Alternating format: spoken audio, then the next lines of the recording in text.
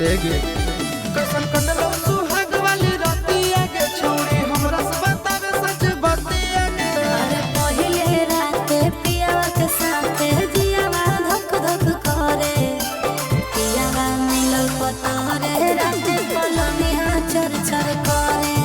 अरे पहिले रात सैया के साथे जियावा धक धक करे पियावा मिलल पतरे रात पलनिया चर चर करे।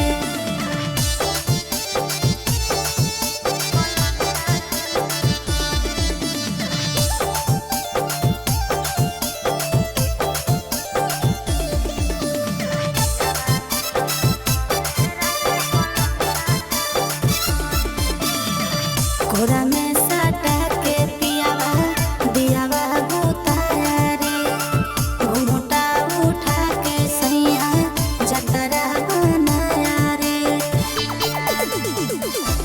मुँह देखाई में छौड़ी कुछ मिला लौके ना तोर जवानी के पानी में फूल खिला लौके ना।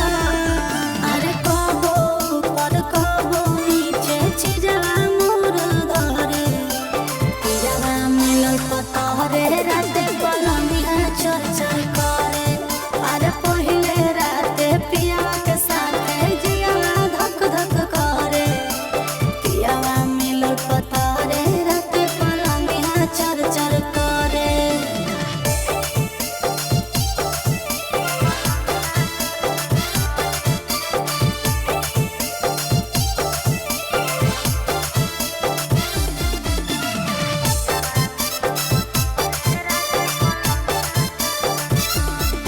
सोनावा के नथिया सैया हमारा ले लाया रे प्यार से धीरे धीरे अपने से पहनाया रे। कि नंदन राशि सखी सतोरा कहला कहके ना चंदन उठावा जुठाई के फिस देला कहके ना।